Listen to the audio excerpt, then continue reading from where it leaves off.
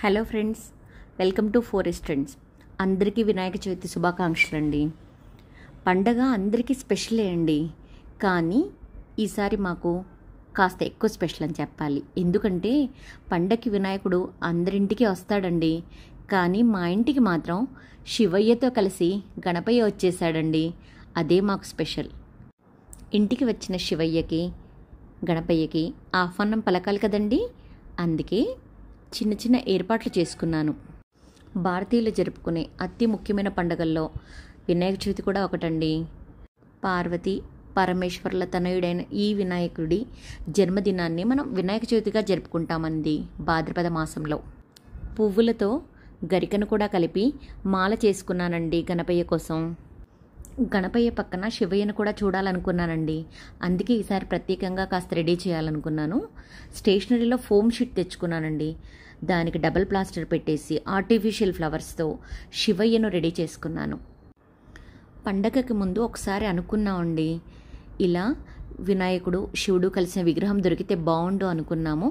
అనుకోకుండా వెళ్ళగానే మొదటగా కనిపించింది నాకు అదే విగ్రహం అండి. వెంటనే తెచ్చేసుకున్నాను. చాలా హ్యాపీగా ఉంది.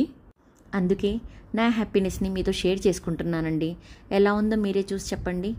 పండగకి ముందు రోజే ఇలా రెడీ చేసి పెట్టుకున్నానండి. వినాయక చవితి రోజు వినాయకుడికి 21 రకాల పత్రిని సమర్పించి పూజ చేసుకుంటామండి. రకరకాల పిండి వంటలు చేసి పెడతాము, పువ్వులతో అలంకరించుకుంటాము, అన్ని రకాల పళ్ళని నైవేద్యంగా సమర్పించుకుని పూజ చేసుకుంటాము. మనము ఏదైనా పనిని ప్రారంభించే ముందు, ముఖ్యమైన పనులను చేసేటప్పుడు ఈ వినాయకుడిని పూజిస్తే ఎలాంటి పనులైనా ఆటంకాలు లేకుండా నిర్విఘ్నంగా పూర్తవుతాయని చాలామంది నమ్ముతారండి. వినాయక చవితి రోజు నేను కూడా 21 రకాల వంటలు, పిండి వంటలు చేసుకుని వినాయకుడికి నైవేద్యంగా సమర్పించి పూజ చేసుకున్నామండి. ప్రతి సంవత్సరము వినాయక చవితి రోజు పూజ చేసుకునేటప్పుడు పంతులు గారిని ఏం పిలవమండి. యూట్యూబ్లో వినాయక వ్రతకల్పము పెట్టేసేసుకుని అందులో పంతులు గారు చెప్పిన విధంగా పూజని పూర్తి చేసుకుంటామండి.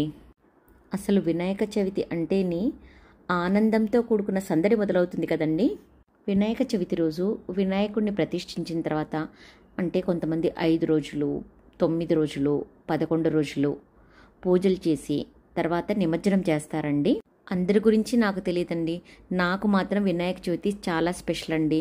ఆ గణపయ్య దీవెనలు మనందరి మీద ఉండి ఆయన ఆశీస్సులు మనందరికీ లభించాలని కోరుకుంటూ థ్యాంక్ యూ.